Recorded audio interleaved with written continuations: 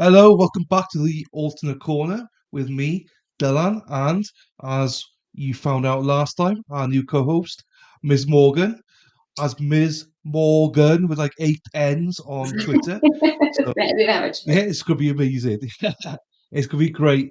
So this is a brief intro before we get into it, before we delve into it. Obviously, this is episode 3. Go and watch the other episodes if you haven't seen them yet. This is more to get you all up to speed. We've got some amazing guests lined up for other episodes. So, with that, please like this video, subscribe to this channel, and also press that notification bell. And with that, let's go.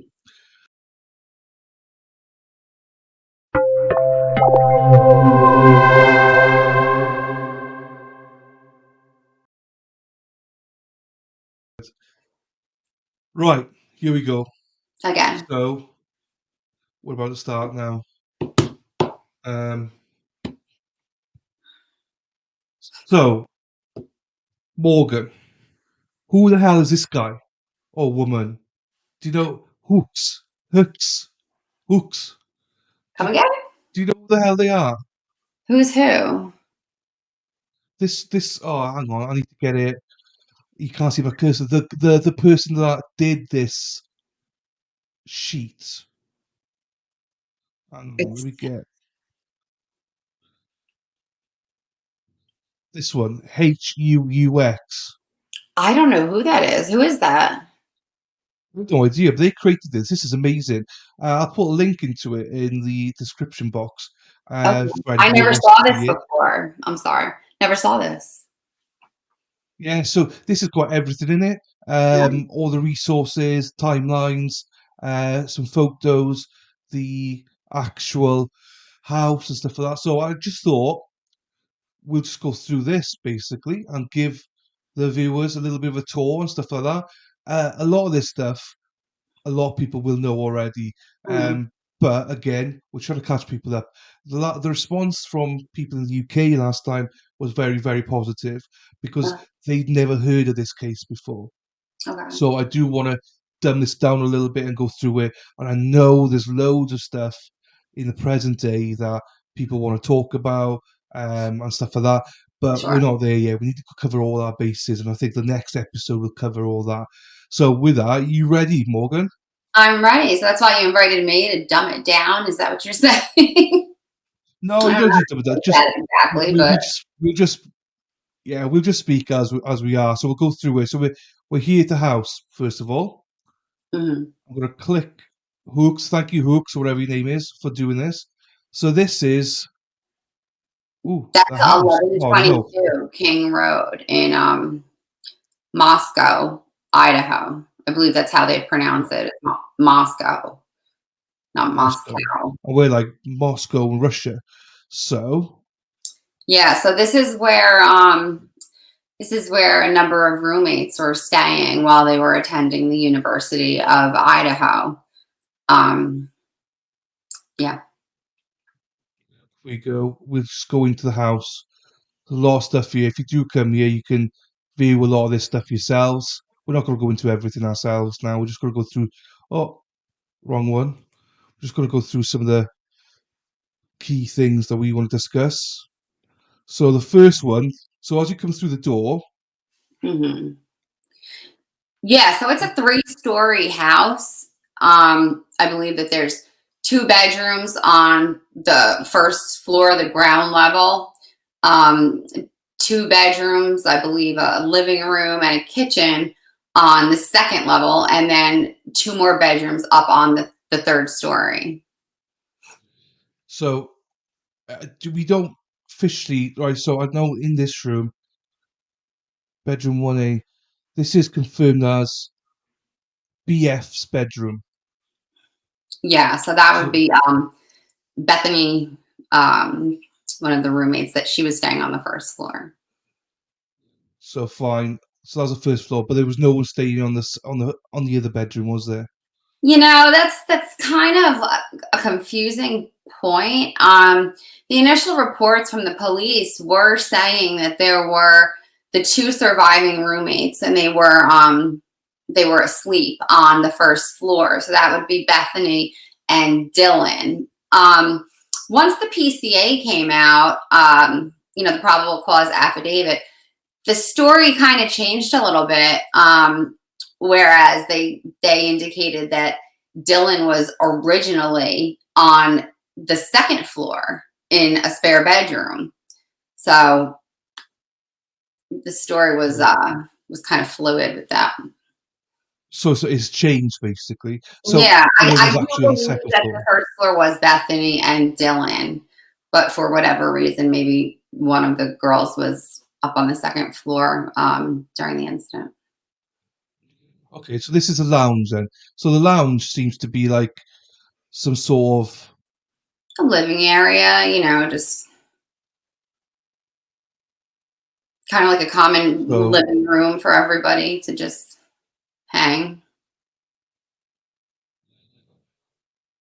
so this is good vibes. I'm just trying to look here if Are there's you any. on the second floor right now? Yeah, can you see Okay, me? just Oh, checking.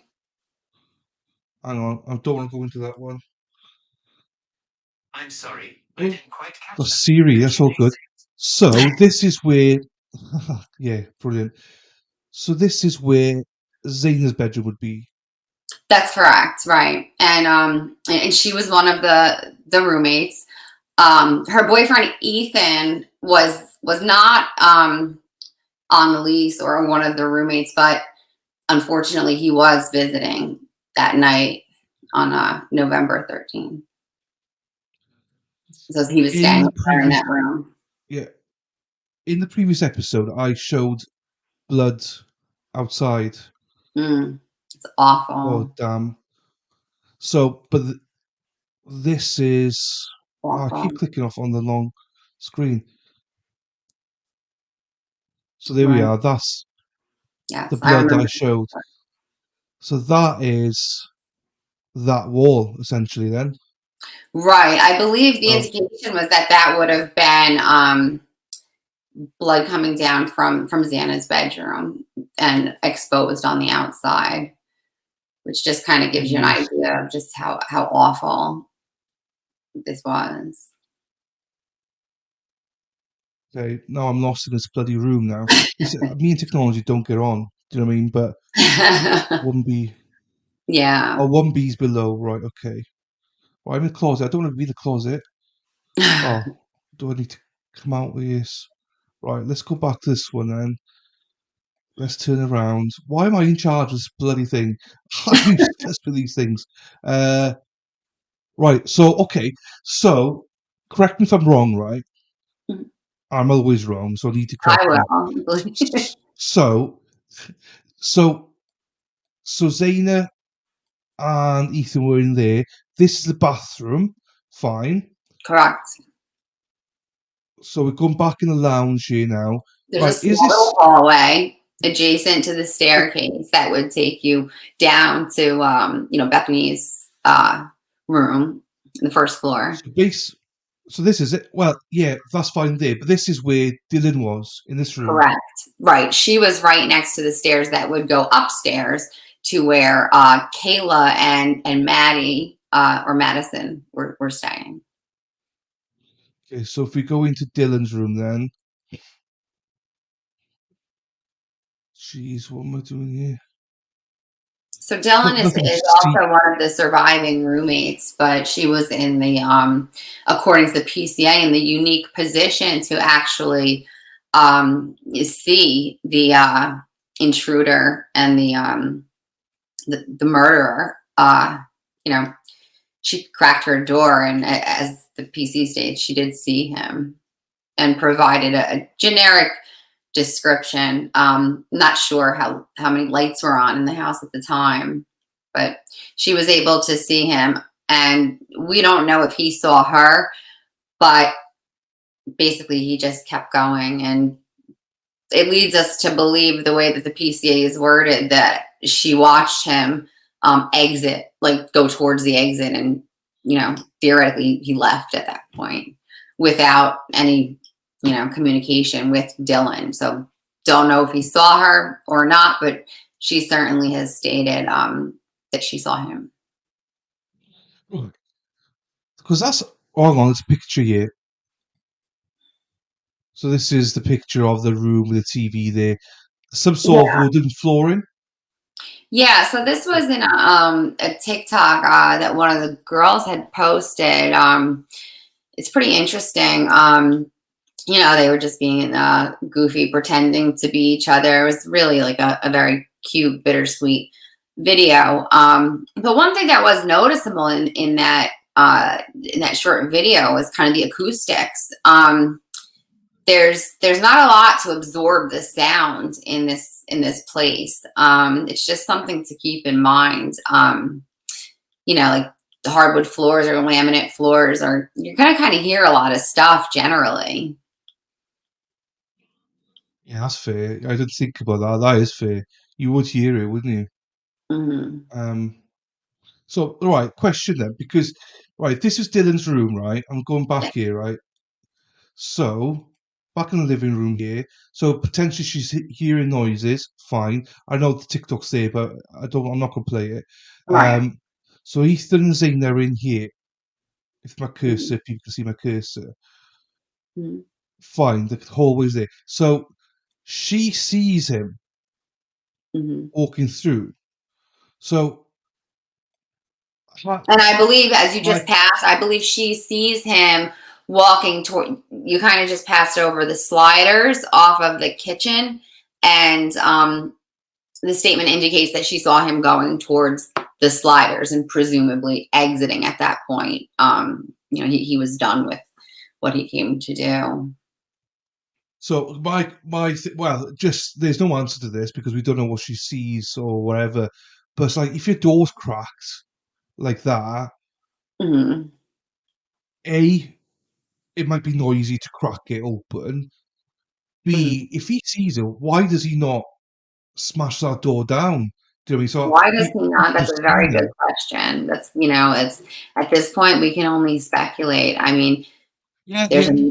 a number of reasons that it could be. It could be something as simple as he was exhausted. He Yeah.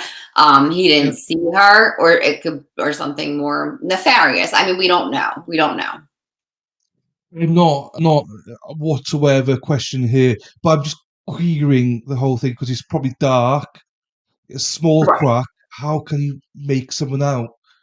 Because I I mean, believe the she saw. description that she provided was not very detailed. I Okay. believe he gave a general indication of height. Maybe it was something. I'm trying to see if I have it up here. It was maybe between like 5'10" and taller. It's in here. Okay, yeah. She described the figure as 5 feet 10 inches or taller, male, not very muscular, but athletically built. And here's the clincher, with bushy eyebrows. So that becomes very important later in the case. It sounds crazy, but that's what she noticed. Bushy eyebrows. There was nothing in the PCI, and it's limited in the information that it provides, but based on what we've seen, based on what the officers put into the affidavit, there was no indication of the race or ethnicity of the suspect, anything about his hair. I believe she did say he was completely clad in black clothing and wearing a mask that was covering, I think, his nose and his mouth. Okay. Okay. So it's quite vague then, in some ways. Yeah, it's I'm sure a lot of people fit that description. You know, but yeah, she actually did pop open the door 3 times, and it just so happened Three. that on the third, she was lucky or unlucky enough to kind of almost come face to face with him while he was exiting. I suspect that he was coming down the stairs at that point and going towards the exit, or they weren't really clear on where he came, but they did confirm or collaborate her statement. They said later they were able to find a latent footprint, which also is very strange, in front of her Dylan's door. Um, Okay. that corroborated her statement that he had passed by. I would have thought there would Wait, be a what? So ton of no. footprints all over. I mean, this was a bloody mess, but, and I don't know why the footprint was discovered later, but, there's a whole bunch of stuff going into that. Oh, I see that. I see his Oh, they footprints. did. Okay. Crime scene investigator found out. Do they actually know it was his then? That's what they're suggesting. Yeah. And this was found during the Ah, second processing of the crime scene, not the first.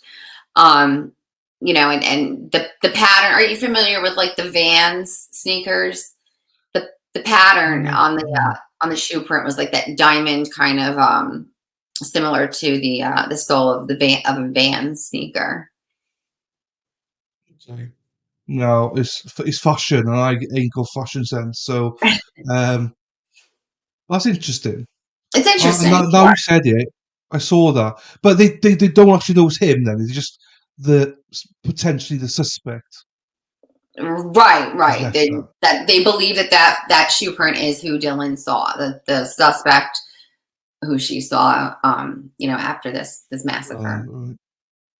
I got questions, but I mean, we'll move on from that Yeah.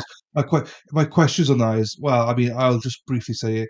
How Yeah. did they find it the second time and not the first time? So it can't have been that visual. So I don't know. Yeah. I feel that's a bit. I don't know. It's But odd. I'm not an expert on that, so I'm not going to go It's too odd. far onto And that. since we're so limited and we don't know that we're getting the whole story at this point, I'm sure a lot more will come out during trial. All we have available to us regarding the story of what went was this affidavit. And in the affidavit, the officers are not required to put everything that they found. They're just trying to, set up a narrative that will have a judge approve this probable cause to arrest him or to serve warrants and whatnot. So, first thing in my head is I would think there were bloody footprints all over the place in this house. But Yeah, yeah. Okay, so now on the third floor. So Katie's room. Is this where they were, or was it the other room? no, I believe Maddie's that they room. were in Maddie's room. So, right. So you're familiar Yeah. with the two girls were found together and they've been best friends since they were kids, practically like sisters. The whole family treats them like family, like both girls. And yeah, but they were found together. And it's believed that Kaylee's dog, Murphy, I don't know if you have a picture of Murphy, but it's adorable, was found locked up in her bedroom while, Kaylee and Madison were found together in Maddie's room. Okay. I'll just. Oh Yeah, damn it! What have I done now? Trying to get out with it. Press something wrong there. making Just me a little this is dizzy. the bed again. What am I doing that for?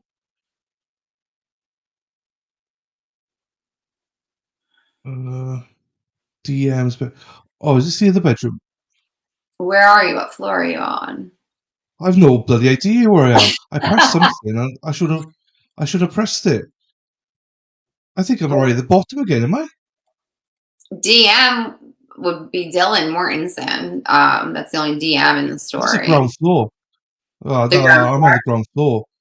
Okay. Right, hang on. I know where I am. I know where I am. I know where I am. Hallway up on the third floor again. Right, this is where I was trying to get to.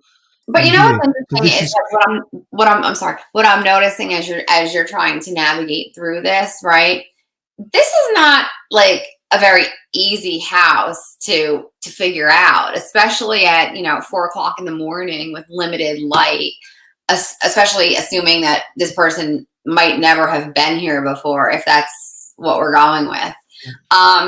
It would take a lot of confidence or maybe a little intel ahead of time to be able to go in and I hate to use the word accomplish, but accomplish what he did in that short period of time. Do you follow what I'm saying? I mean, you don't know who's going to come out of what room, where are your targets, which room are you going to? It's pitch black, outside. I don't know, there's lights on in there, but like, do you follow what I'm saying? It's not like you're walking into a one store, like a flat, and you can see everything, or a studio apartment.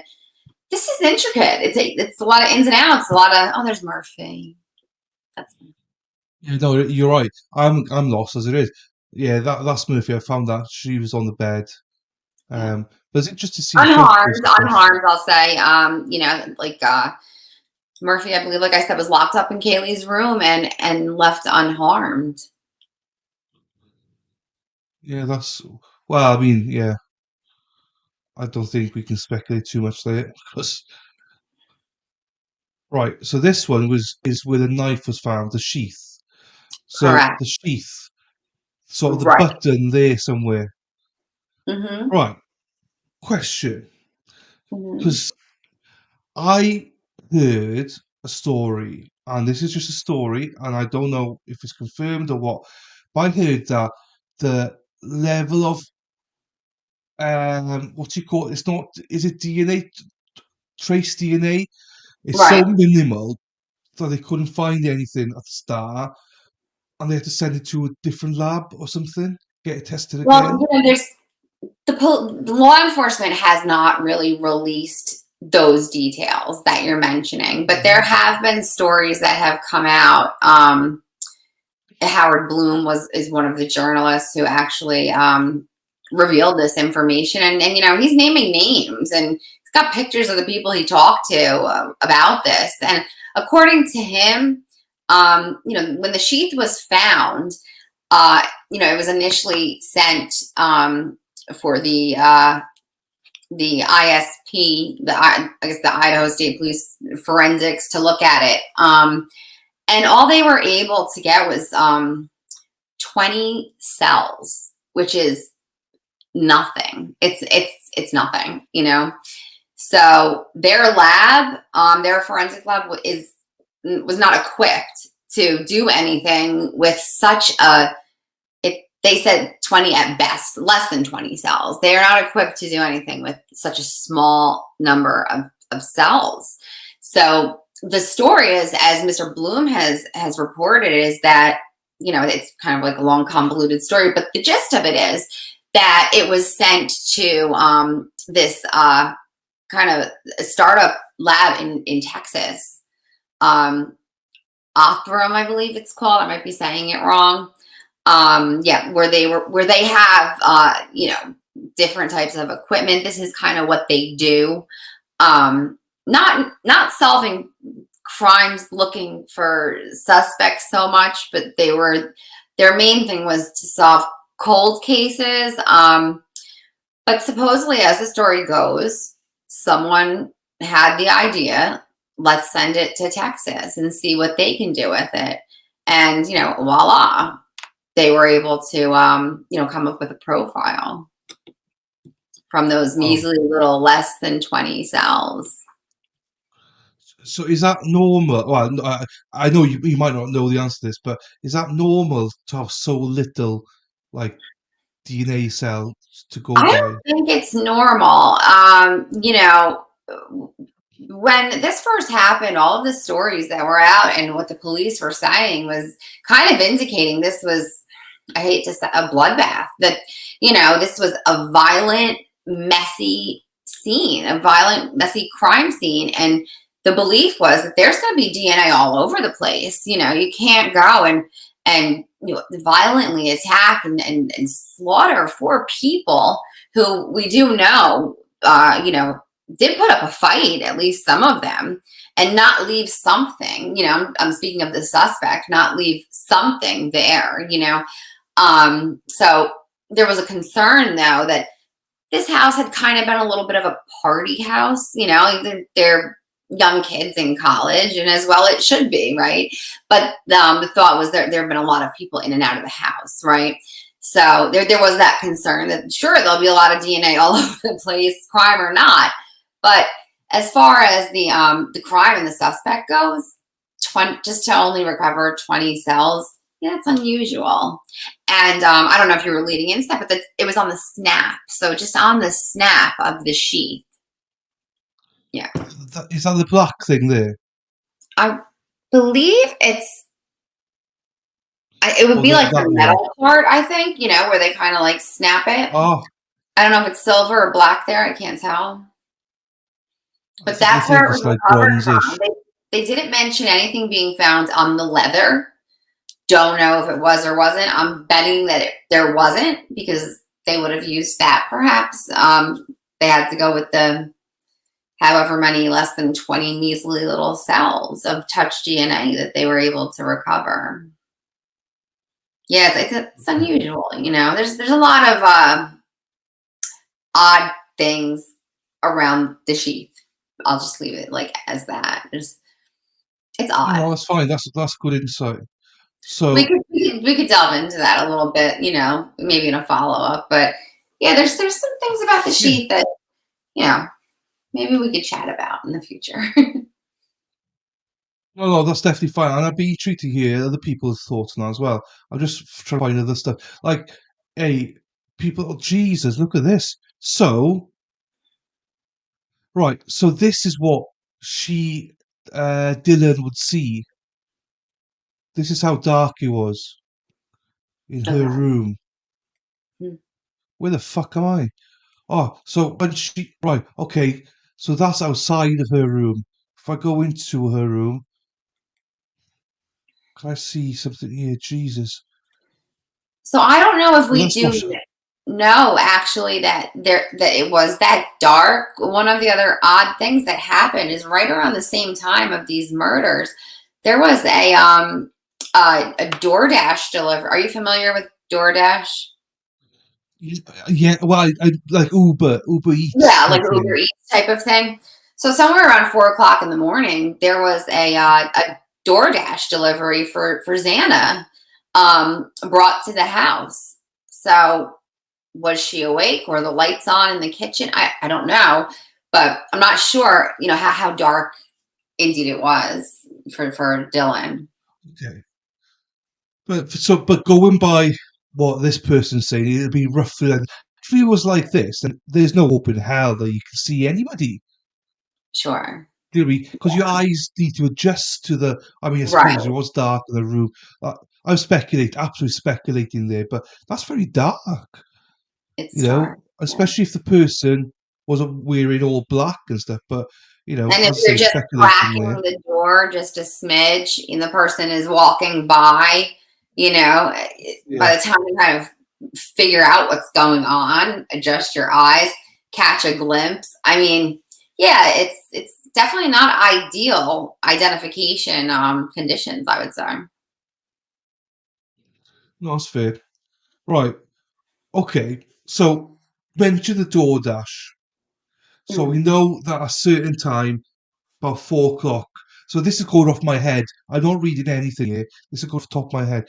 I understood that the DoorDash came about 4 o'clock, but Correct. they've not got any kind of evidence of who collected it, except that it was for Zaina and that she was still on TikTok eating it around.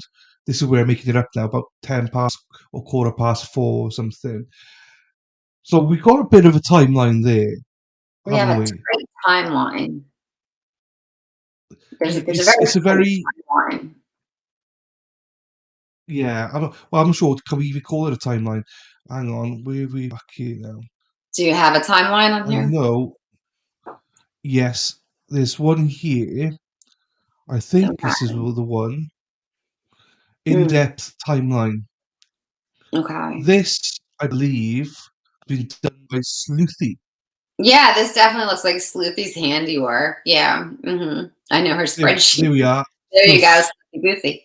hmm Yeah, she's Sleuthy Goosey. amazing at So, getting all the info. well, I will do the proper thing, and I will Mhm. search her on Twitter now to give her a shout out. Okay. Sleuthy Goose. Sleuthy what? Sleuthy Sloopy Goosey. Goosey. Oh, so she is at Sleuthy Goosey. So it's SLEUTHIEGOOSIE.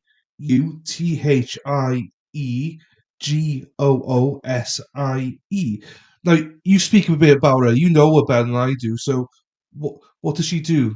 As in, what's all this together? She's excellent with gathering information and taking a very objective, fact-based approach in analyzing it.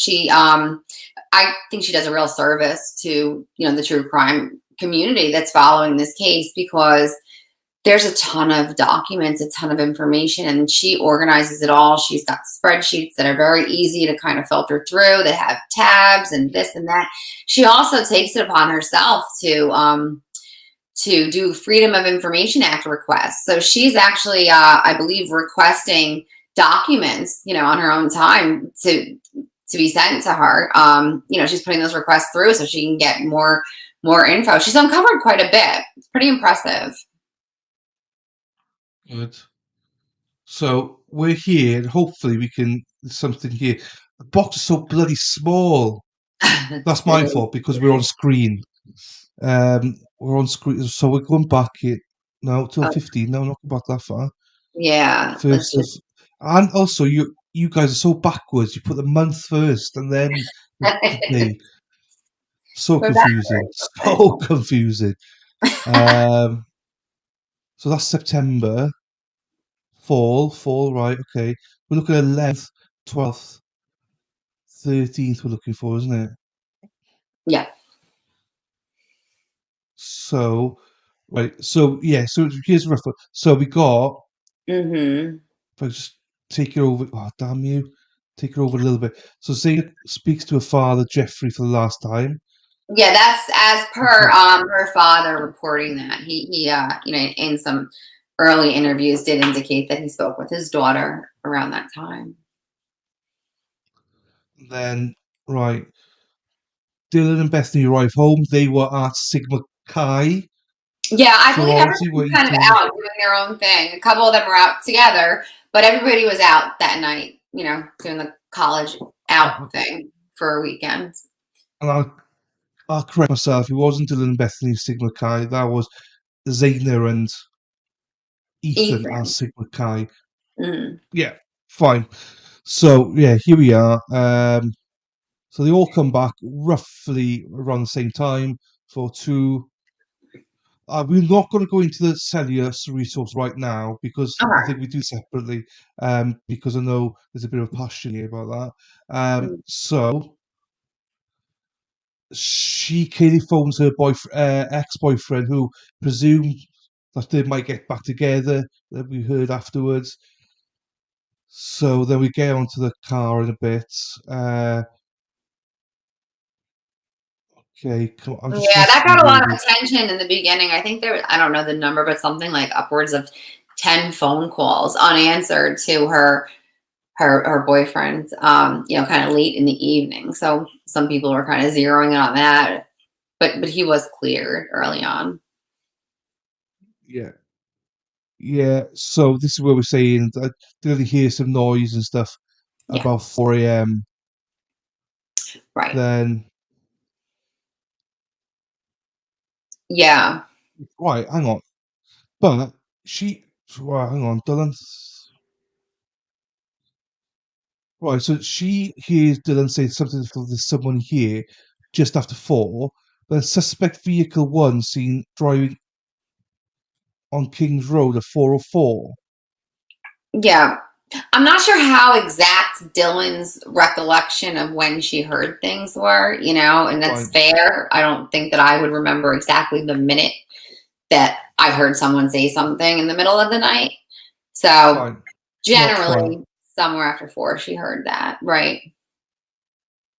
Yeah, fine. So, we haven't seen anything about. Oh, Zena receives a DoorDash delivery at 4 o'clock. Hmm. Fine. Right. Fine. Forensics downloaded Zena's phone shows she was likely awake and using TikTok. Oh shit. I mean, it's bizarre, right? So they know that there was a DoorDash delivery, approximately 4 o'clock, right? They Yeah. Police have said that they identified the driver and spoke with him. So we would assume that he was cleared, I guess. They never said that officially, but we would assume so. But then what's odd is that they give this timeline of between 4 and I think it's 4:25 that they're saying all of this happened, right? To the four young adults. It's a lot going on in that house for someone to go in and do this. It just boggles my mind. It was just not less than ideal circumstances for a perhaps stranger to break in, right? Essentially, number one, you've got a car pulling up with a food delivery. You've got 4 or so vehicles parked there. You don't know who's home. You don't know how many people are there, but you're going to go there and with plans to take them all out. Do you follow what I'm saying? Something about it is it's just odd to me.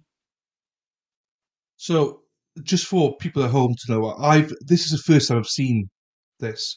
So, I know rough bits, but purposefully I've kept away from all this because I wanted to give my natural reaction. Well, I just see it as 404 here, right?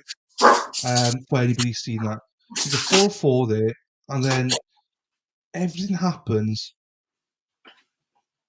So I'm sorry. 404, 420, suspect depart in the area, 16 minutes to do everything.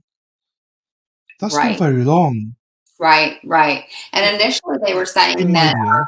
they believed that they were asleep. So you figure, okay, maybe, you're not putting up much of a fight. That could all happen in that short period of time. But we learned later that that wasn't the case. They weren't all sleeping and there was fighting back.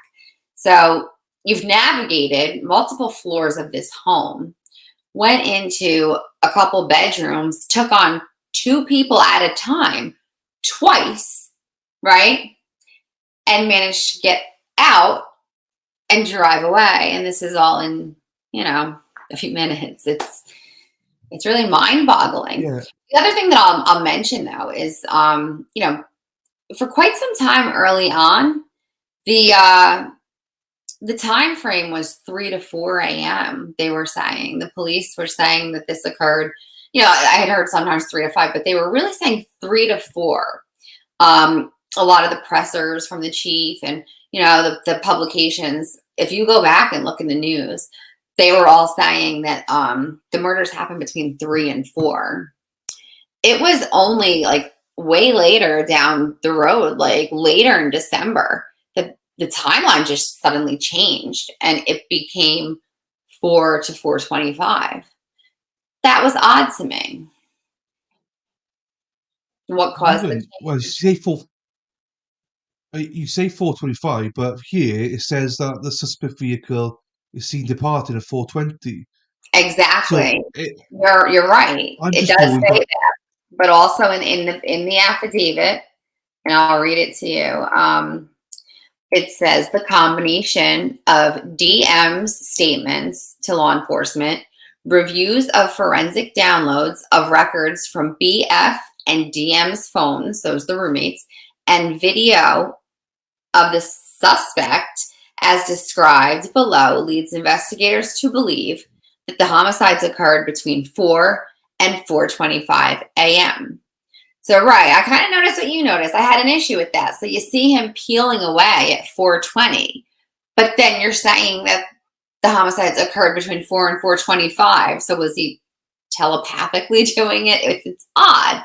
The only thing I'll say about that Yeah. is I think that 420 number that you're getting was based on a video. And I think they might have said approximately, right? Approximately 420. Yeah. So, give them a Okay. little leeway with a few minutes, maybe. The times aren't synced up. I don't know. But yeah, it's conflicting Mhm. information in the affidavit to say that he was seen leaving at 4:20 and the murders happened, up until 4:25. doesn't make sense. I'm sure Hmm. his attorney will address it. Okay, right. I think that, there's a lot of info in here and a lot of good stuff in here. So shout out to Luke as well. But I think I don't go too in depth with the timings and stuff because you say it might be a little bit off slightly. Uh, Mhm. but the only comment I would make about that as well is you said it. This person's killed two people, then gone down. And we hear there's a video like 417. Like Ethan's a very big guy in the sense of Sure. he's tall. So Athletic. even if he just like grabs him from behind, Ethan's gonna fight back. So that's gonna get Fighting law of for his everything, love, you right? know. I mean, that's his Um, girlfriend. so yeah, and Zaina, she apparently put up a hell of a fight apparently, and it's all done according to here. It might be slightly wrong, but in about 3 minutes. So it's like I don't know. I just yeah. I It's the if story that's is like odd. It's odd. I will just say this, and I'm totally speculating here. If I read this and didn't know it was just Brian, I would say there's two people involved. If I was looking at this from a like don't know anything, Yeah, because obviously they've only arrested one person, but it sniffs to me like there's more than one person involved that's what in I would. that. So I would say that as well. I would believe that yeah, there was more than one. I wouldn't necessarily even limit it to two. I would just say that there's more than one for sure. multiple. Yeah, and we are definitely speculating there. There's no evidence to point Oh, towards that. absolutely. There's just more of a yeah, bit fishy. Okay, I'm gonna take that off. What have And I just put now? to remember also the suspect here has no criminal history, right? He's not ever been found out to have done this before. They haven't found any crimes that matched his, and they looked that matched his MO, any unsolved, homicides or stabbings in all the places that he's lived, and nothing has been found. So, it's a lot. It's a lot to do, like for a first timer. It's pretty wild. No, I totally agree with you. Um, and that I think there's not much more we can add to that one. I don't think anymore. I'm just trying to look here for the car. Is there anything here um, that can show us a little bit about the car? Because I've got questions about the car as well. Yeah. Um, What are you right, looking hang on. to? I got here. I hope this plays okay. Um, Before I play, I need to get it back on screen. So we'll go into the actual car in a second, but this is the animation of where the vehicle went to. I need to share screen again, present, share screen, share. Right, I'll move this across. Oh no, reload, yes.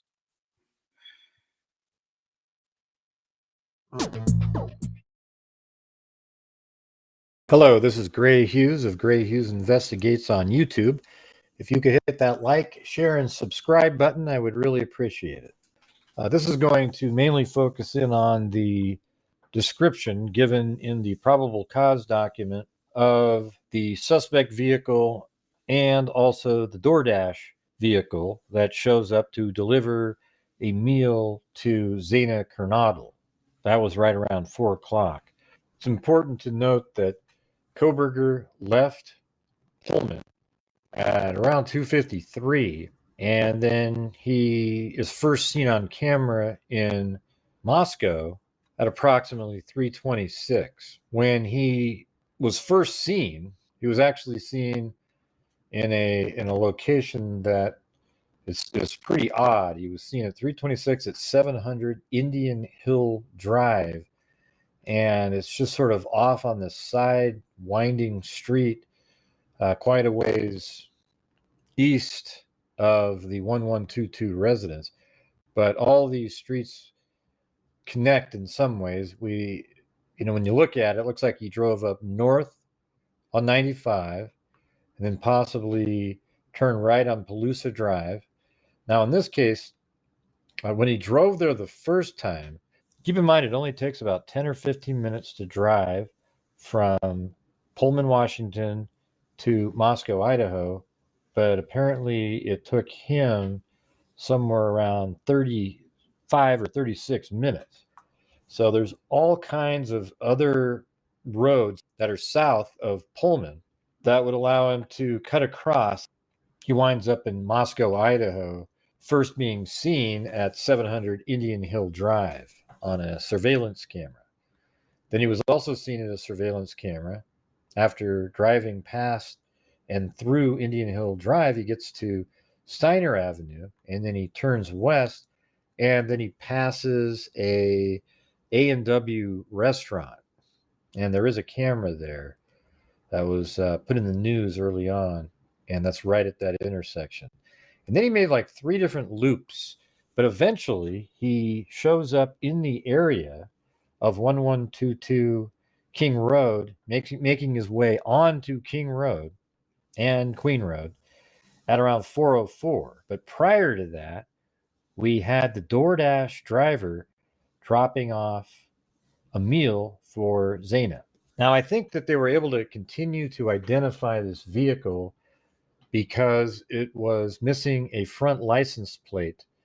And interestingly, the state of Pennsylvania doesn't require a front license plate.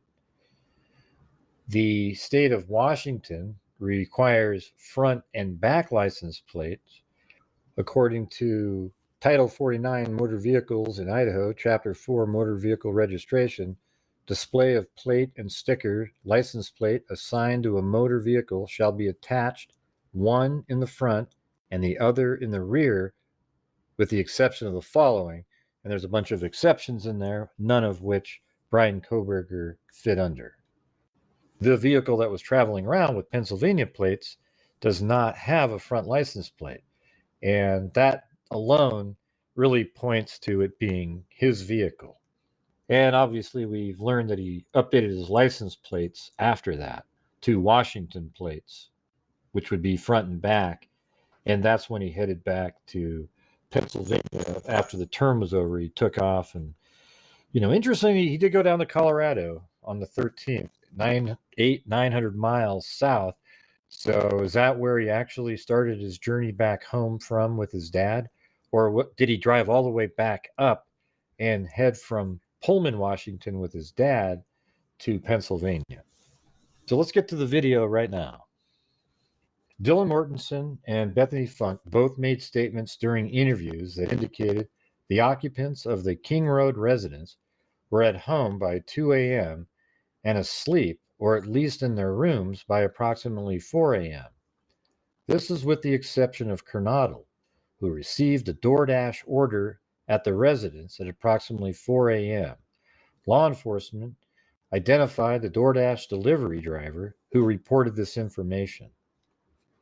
Here is the DoorDash driver. I use the same vehicle for both the Elantra and DoorDash, but changed the color up. So this is DoorDash. Maybe did something like this, pulls in, and in this location, he would get out of his vehicle. Apparently, with DoorDash, you don't actually speak to the persons. You just come up, drop the meal off, and dash away. Maybe that's why they call it DoorDash. But they drop off the meal, ring the doorbell, knock on it, and take off. And this is right around 4 a.m. on the 13th of November, 2022. And then just after that, 4 minutes later, suspect vehicle 1 can be seen entering the area a 4th time at approximately 4:04 a.m. It can be seen driving eastbound on King Road. And here's the vehicle. Driving eastbound on Queen Road. It's actually Queen Road, not King Road. And then it stops and turns around in front of 500 Queen Road, number 52. Now, I think it's right back here because we did learn that there's a surveillance camera right here. You can barely see it in my off to the side there. It appears to actually be facing this area right here. Then driving back westbound on King Road, when suspect vehicle 1 is in front of the King Road residence, it appeared to unsuccessfully attempt to park or turn around in the road. Then it continues westbound on Queen Road to the intersection of Queen and King Road, and where it does a 3-point turn and then drives eastbound again on Queen Road. And then it drives around, and I believe this is where I'm just putting in what I think is that he drove up around into the parking area that's behind the 1122 residence. And it remains there from probably something like 405 or 406 up until 420. And then at 420, suspect vehicle 1 is next seen departing the area of the King Road residence at approximately 4:20 a.m. at a high rate of speed. Suspect vehicle 1 is next observed traveling southbound on Walenta Drive. Based on my knowledge of the area and review of camera footage in the neighborhood that does not show suspect vehicle 1 during the time frame, I believe that suspect vehicle 1 exited the neighborhood at Palusa River Drive and Conestoga Drive. Palusa River Drive is at the southern edge of Moscow and proceeds into Whitman County, Washington. Eventually, the road leads to Pullman, Washington. And you can see on the map right here, the vehicle comes out right here in this location at Conestoga Drive and Palusa River Drive, which is right there. Then the vehicle turns left from their perspective, right on the screen, and then turns right onto Highway 95 and takes, this is the route that they have in the probable cause document, drives south like this. It takes approximately 50 minutes. So he leaves at 4:20, got into Pullman, I believe it was like 5:35. There are about 10 to 15 minutes of time missing in the length of time that it should have taken to drive that route. So I guess it's possible that he dumped an item somewhere on that route back to Pullman. But he also went to some great lengths to drive in very out of the way ways to get to places to throw people off. Okay, so thank you guys very much for watching the video. Hit the like, share, and subscribe button. I really appreciate it. And my dogs are running around the house, clicking and clacking, and I can't do anything about it. All right. Thank you very much for watching. Until next time, be safe out there.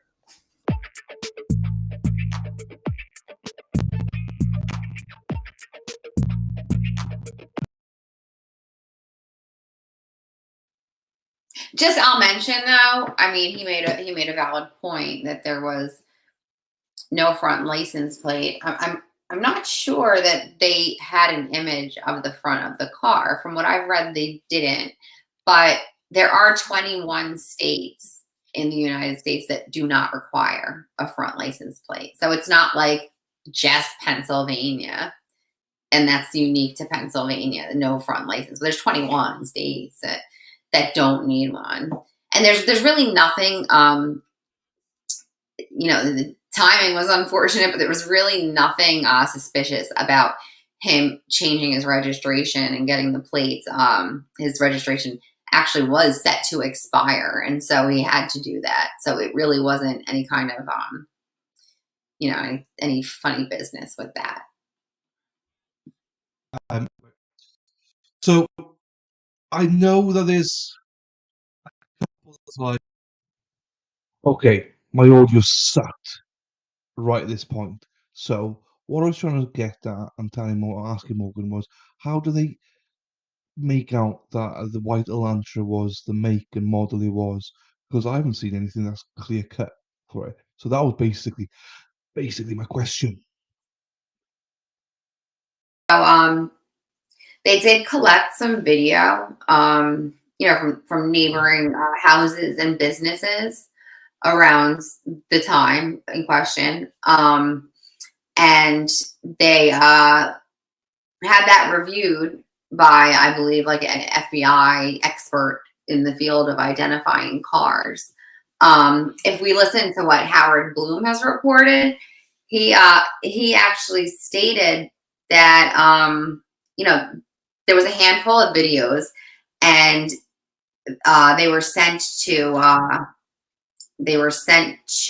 Quantico, Virginia, for the image analysis unit of the FBI. And in that division, they do what they need to do to use some software that will kind of tighten the image up and get a clearer picture, and then compare it to known features of that car. Once they're able to narrow it down by the make and model, and saying, okay, this is a Hyundai Elantra, it's a white Hyundai Elantra, then they take it a step further. And supposedly we have an expert, I think something like 35 years doing this, who identified the years of that car. Now, initially, when they came out, and they came out with the Bolo to be on the lookout across the country for this car, it was for a 2011 to a 2013 Hyundai Elantra. Now, as we come to find out, Brian Kohlberger does not have a 2011 to a 2013 Hyundai Elantra, right? He has, I believe it's a 15. Yeah, he has a 15. So they, at some point, and it's not very clear until we saw the PCA, we still don't know when this happened, but at some point they changed their assessment and said, well, it might be a 2011 to a 2016. And then they changed it again and said, it's a 2014 to a 2016. It's kind of weird to me, because for an expert to identify that specific time period of 11 to 13, he must have seen something where he was able to say, I can identify it specifically in those years, right? So Hyundai came out, they have different generations of the Elantra, right? And those years, 2011 to 16, that whole span, that's their 5th generation Elantra. Now, during that 5th generation, they came out with a facelift, right? They mid-generation, and it happened, I believe, for the 2014. They changed some subtle things, but noticeable to an expert eye, right? Where they are distinguishable, maybe not to, an untrained person just looking at it, but certainly to someone who's been doing this for 35 years, and certainly to someone who initially said, yeah, it's an 11 to 13. It was pre-facelift based on what he had assessed. Somewhere along the line, that changed, and I hate to say it this way, but the change fit Brian Kohlberger's car. Take that how you will. A little bit convenient, maybe. Yeah, that's a strange one. It's strange. It kind of always bothered me, that part, because in the meantime, he had been identified by Washington State University officers. They were going through supposedly all of the Elantras. Now, Hyundai Elantra is one of the top selling cars. White is the most common color in the United States. And around that generation, I think they broke records for the amount of Hyundai Elantras that they sold in those year spans. So there's a ton of them to go through, right? But they did, for whatever reason, they did pick up on his car. The officers at WSU shared that information with the officers in Idaho, ran his name, and Detective Brett Payne, who was the lead detective on the case with 2 years on the force, for this lead detective for this major, mass homicide. He pulled his driver's license, and it was like an aha moment. The bushy eyebrows. There you have it. Right. Come on. Good luck a second, because you just chose this guy. 2 years. What? 2 years actually in the force, or 2 years a detective? What was it? 2 years as a Moscow police officer. He had previously been in the service, like like a military service, but he had only become a police officer, 2 years prior. And Chief Fry, who is in charge of the Moscow Police Department, had assigned him as the lead for this massive case. Wow. Yeah, That's like your experience. there's a lot of things that are just Oh fucking hell, that's mind-boggling. yeah, a little mind-boggling. It's hard to sit back and judge how other places do things. It's very different from where I live, and I'm sure very different from where you live. But it's strange nonetheless. I mean, these are just things that I've kind of noticed and filed away. Yeah, Things that kind of make you go, And there's more. yeah, I would have expected that, but Just keep coming. yeah. Jesus, all right, okay, right. Let's park that one then, as in, park it. So, Yeah. No some pun intended. questions about the car, which I think that, yeah, no pun intended. No, I think the defense is going to question the car a little bit here. Absolutely. I'm They're going to going question the car. They're to going to question the timeline. The timeline was built upon initially videos of this car. So which car were the videos of at 3 o'clock in the morning that were over there? Like, there's. I think she's going to have a lot of questions. yeah, I'll take it. So yeah, um, okay. The thing I know that happened, well, two more things that I know happened, right? That I don't understand. The things played. Oh my days. Right. So my audio just messed up totally here. I think it was just after the video that I was trying to play. You can see from Morgan's face. She's like, "What the F are you saying, mate?" Um, so this bit, she couldn't understand a word I was saying. So we're gonna cut off here. In real time, we actually just shut down and re-recorded this part. Again, in another studio because it was a mess. She couldn't understand a word I was saying. I couldn't understand half the things that she was saying. So, yeah, this is a point where we just restarted, rebooted it. So let's get on to that section now. So, a large part of the probable cause affidavit is based on the suspect vehicle one, right, and kind of correlating that with these phone pings, right? So they were using, at least as far as I can tell from the PCA, CSLI, which is cell site location information, to determine approximate locations, right? So initially, they cast a wide net and they submitted a warrant or subpoena to determine whose cell phones were pinging in that area during the time in question. And that brought back probably a lot of information, right? Because you don't have your own personal cell tower, right? Like, I mean, it could be mile spans, right? So they got a whole bunch of numbers, and they start looking for Mr. Kohlberger's, and his does not show up as being there or as pinging the local tower between those hours. And the PCA gets into that, saying, based on observation and experience, suspects will often turn off their phone when they're committing a crime. So blah blah blah blah blah. Right? Fair. That's fair. My issue is basically what the media did with this, right? So the PCA is very careful to say that when they're giving these approximate locations of Kohlberger, that they're doing that by saying that he was, or his phone actually, his phone number was using cellular resources that are consistent with those used at the address, you know.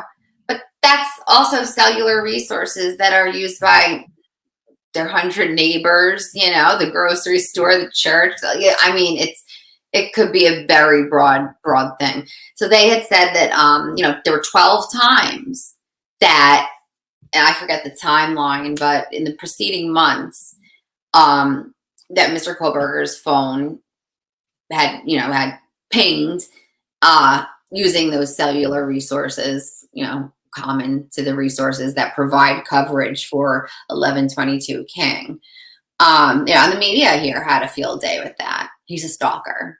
He's a stalker. Like, I heard, like, yeah, professional experts with, you know, with credentials actually on the news saying his phone was pinging in the house that he was stalking. It's been proven, and it drove me nuts. I mean, you know, that's not what that means. Now, it's not to say that the additional information that's been gathered with the subsequent AT&T warrants doesn't have, you know, more detailed location information. We're not privy to the records that were returned because they did submit a warrant to get, you know, specifics of his location information, current, prospective, historical, all that, which may or may not go beyond a general area of a cell tower. We haven't seen that yet, so we can't say. But based on what we have seen, based on what is provided in the PCA, it's really general. Like, it's an approximate location. He could be almost home, still pinging on the same tower. He lived very close. It's odd, but Oh my we days. can get into it more another time if you Okay. really dig in. But yeah. You know, I mean, look, for me, like, the way they sell it was, oh, he pinged right outside house and he was there. It's like, Right. well, no, he could be anywhere. Right. But, you know, Yeah. you start Yeah. saying that, you get accused of being you know, a Kohlberger supporter. Drives me nuts. I just like, it's just bad information. Like, you're lying to people and you're misinforming them. That's not how it works, you know. Maybe he did stalk them, but we don't know that yet. We don't know. Yeah. And let's clarify something as well, right? We're not Kohlberger lovers or anything. I think, Absolutely well, for not. me, I can speak for myself. I just want justice. I Absolutely don't care if he's guilty or not. Yeah, and I think you're the same. We don't care if he's guilty or not. I just want him to right. have a fair trial, and for Right. all information, no misinformation out there. Just let's use what is out there. So if you think I'm a Right. Kohlberger or Morgan's a Kohlberger lover, grow up. Do you know what I mean? We just want Absolutely. justice for the right. Oh my days! Right, this was the last time that my audio glitched out. We need to get this fixed. But anyway, again, all I was trying to say was I think it's important that we get the right person in jail. We don't want to see loads of appeals and seeing things overturned. Why not just do it right the first time? Because if we do it right the first time, then victims need to go through things again. Victims' family, in this case, don't have to be dragged through the courts again. Let's just make sure we got the right person, go through the right evidence, and get it right first time. And that's the point I'm trying to make here. And I know your similar views to mine, Morgan. I So, mean, so I don't think that, and I know you've seen this with other cases, and you took a lot of slack for it, right? But I don't think that this should be tried in the media. You know, I don't think that, especially with bad information, but even with any information, I mean, there's still going to be a need to impanel a fair and unbiased jury at some point, right? And, you know, the more that they're going with the rumors and the speculation is making it very difficult. That's why the judge actually, she had to put a gag order on this case because of the media, because of the stories. You know, we all want justice for the victims.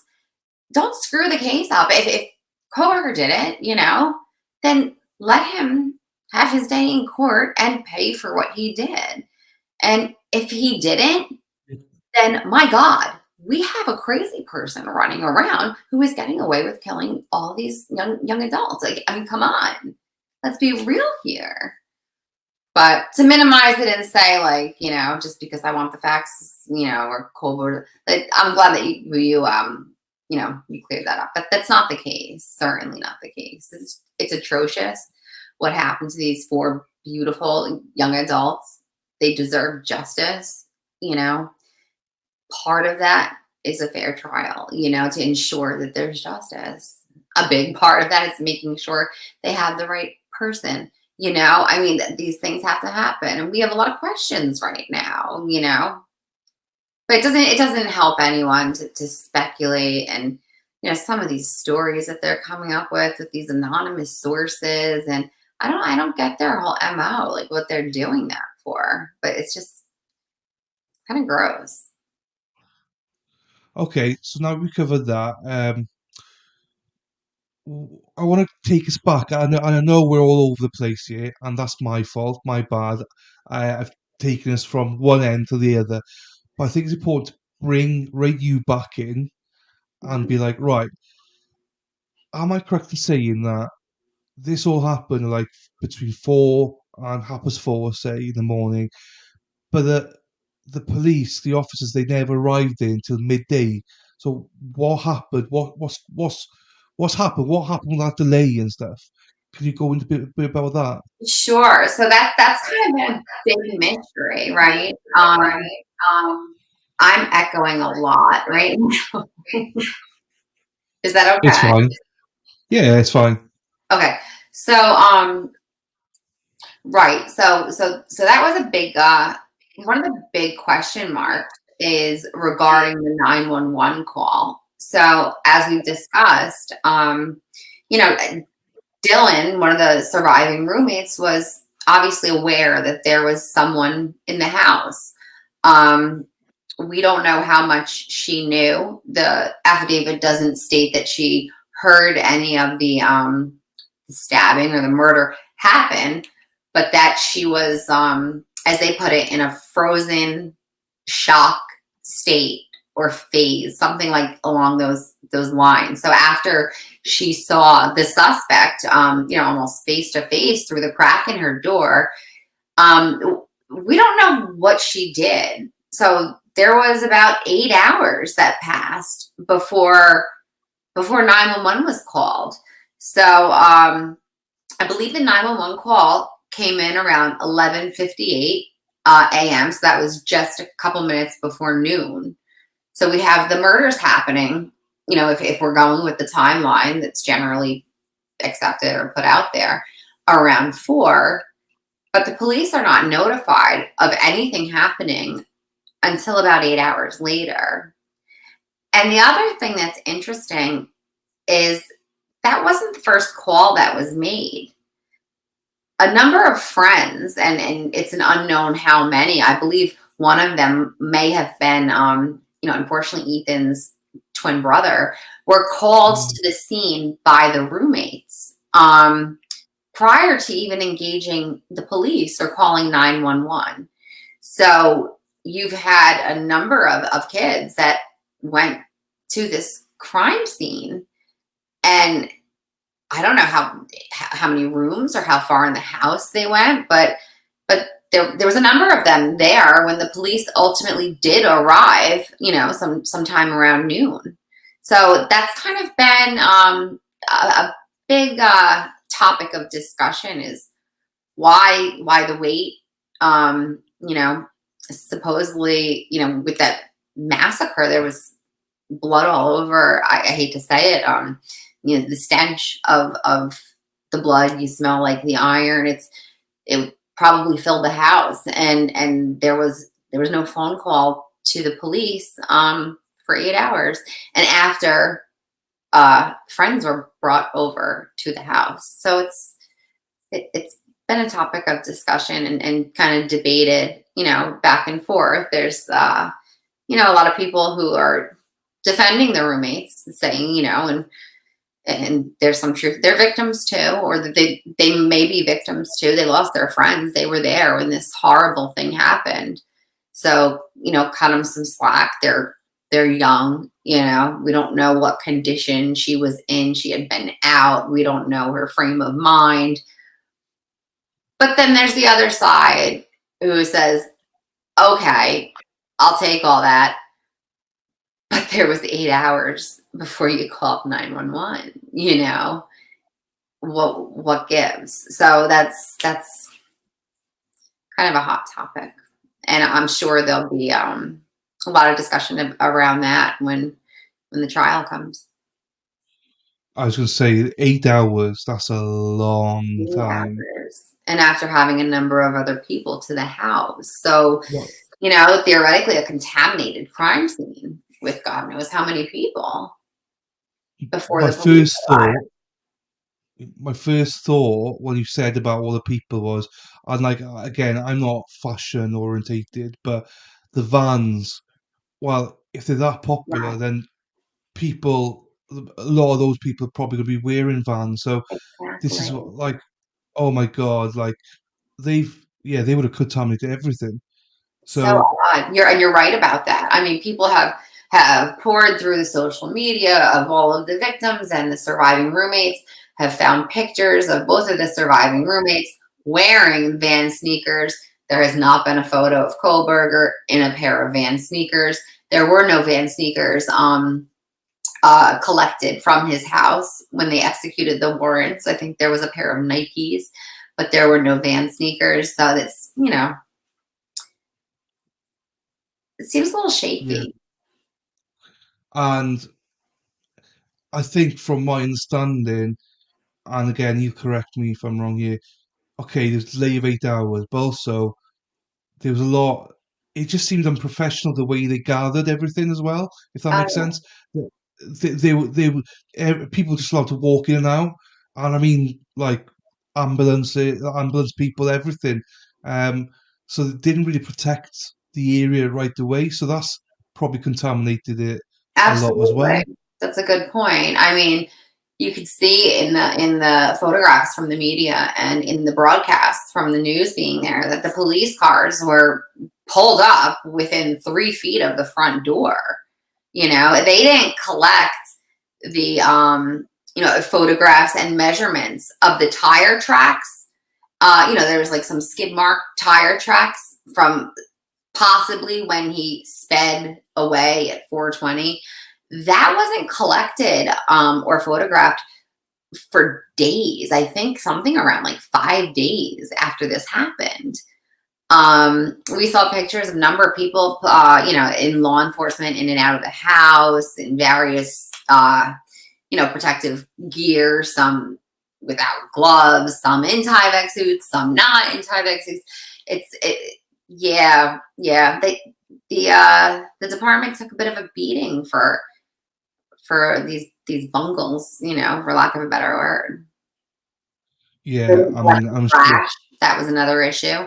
There was a like a common trash bin, and they didn't collect that until after the garbage truck came, took the Um, bin, mixed the garbage with the rest of the garbage truck garbage, and started driving to the, wherever the landfill or wherever they put it. And the police are chasing them down because they're still looking for the weapon. I mean, there was some amateur mistakes. They were definitely some amateur mistakes made. oh, jeez, I didn't even know that. So, oh my days. So Yeah. yeah, it's. I think Ann Taylor, and people don't know, Ann Taylor is the attorney for Brian Kohlberger. Yeah, she's She's a gonna have a public field day. defender. And she's Yeah, sharp. She's pretty good. people are really people are pissed off that she got appointed, didn't they? Because It she's was, that good. it was ridiculous. I mean, there was a lot of bad information on the news. They were with this idea that she had previously represented some of the parents of the victims in cases that they had against them. and people went crazy, like conflict of interest and da da da da. Ultimately, there was a meeting with the judge so it could be addressed, and Ann Taylor was able to provide information saying that she did not represent them. I mean, she's the head public defender. Her name is going to be on documents, but that doesn't mean that she had any personal interaction with the parents or even represented them in any way. But that was another rumor that was propagated throughout, on some of these networks. That was just bad information. I mean, she's doing her job. It's I guess natural to, I don't want to say hate her because she's with the bad guy, but it's her job and it's part of the process, and we need to respect that. And a lot of it came out because News Nation, was it News Nation that put on Absolutely, saying 100%. Yeah. So Yes. yeah. Yeah. So I mean, there's a lot of stuff that I think that the media not really help in this case at the minute. But I think we can delve into that in our next episode. But the one final thing I want to cover, just to put a bit of a bow on this, and then I think we'll cover a bit more on the documents, the searches, what they found with Brian and stuff in our next episode with our other guest. But so the final thing is, so Brian, correct me if I'm wrong, got arrested on the 30th of December Yeah. in Pennsylvania. So madness for me that him and his father drove all the way from Idaho, Moscow to Pennsylvania, which is crazy. Well, actually, Crazy. Coleman. He was going to Washington State University, so he Yeah, was a teaching assistant, grad student at WSU. right. So he had an apartment at the Steptoe Apartments for grad students in Pullman, Washington. So they traveled. The father, I believe, he flew and met Brian, and they drove back together to their home in Albrightsville, Pennsylvania, kind of cross country.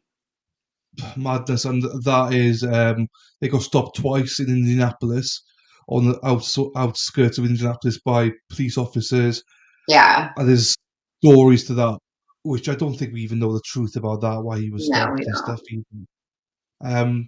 But again, my understanding is that for about a week they had him under surveillance, and they caught him because they took DNA from the trash bags Hmm. outside. They saw him separating trash and put them in different trash bins, and that's how they got the DNA of his father and Hmm. corresponded that with him, and that's how they got the touch DNA. I believe is how I interpreted it. Now I might be wrong, so have I interpreted that correctly or not? No, you're correct. So we don't know the dates that the garbage was collected, and we don't know exactly where it was collected from, and that's going to be important as this case proceeds because there are certain standards on what can be collected. I mean, if you put things in the garbage out on the street here, it's fair game, and it's not yours anymore. Anyone can collect it. But if you have it up by your house, that requires a warrant. You can't just go up and start rifling through people's belongings if it's not on the curb, right? So we don't know the details as to where that was collected, but I believe it was a Pennsylvania state police that did this. It's the trash recovery from the Koberger residence, and he shipped it over to that lab supposedly in Texas, that startup lab, that Othram.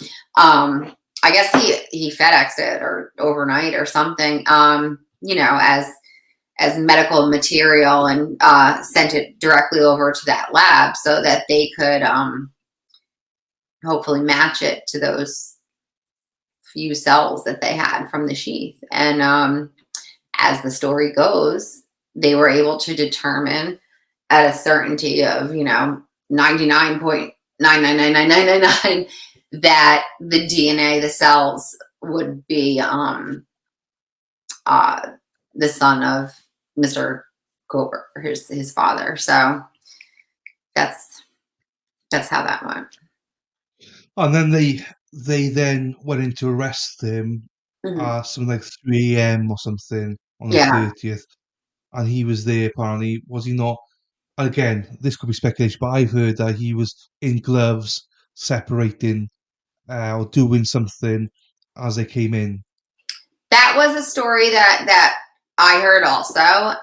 It supposedly came from, I don't know if it was the district attorney in Pennsylvania. I'm not 100% sure. It has not been an official statement, but I also Okay. did hear that story that, when they arrived in this, middle of the night warrant, that he was awake in the kitchen with the gloves separating his garbage, but nothing official. It was just, No, another one of those things. speculation.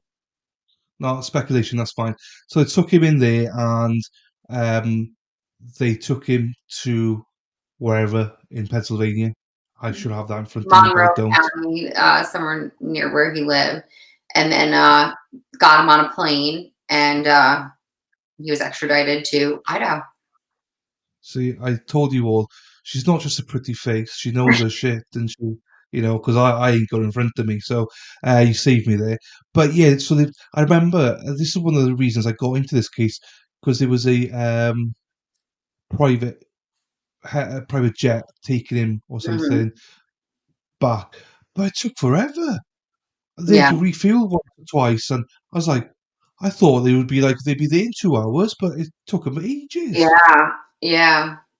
And good thing his, at least, for the purpose of justice, good thing his attorney was on top of her game, because the Moscow police had ordered a cleanup of 1122 King.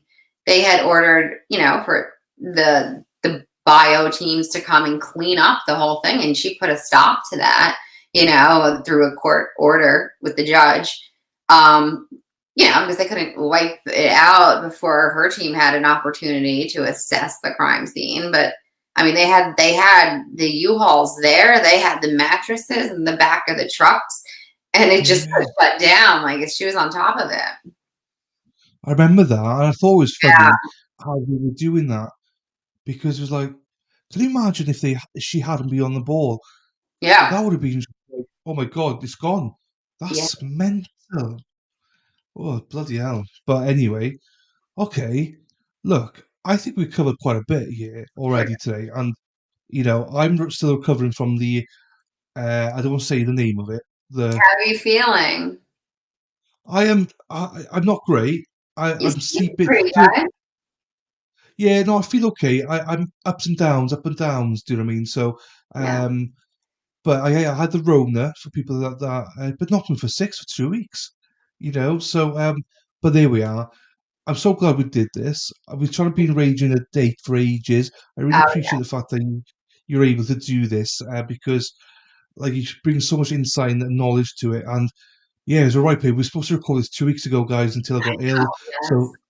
So sorry for the delays, guys. I'm It's all on sorry. me, but No, a lot of it yeah, was me. I no, apologize. it's all good. It's all good. You were ready when we were officially supposed to do it. Um, for those that might be asking who our next guest is, I got a special guest. Um, she's on Twitter as Lady Law and some numbers behind it. She's great on Twitter. She's a great follow. Um, and she's going to be joining us when we can arrange a time for us all to be together to record.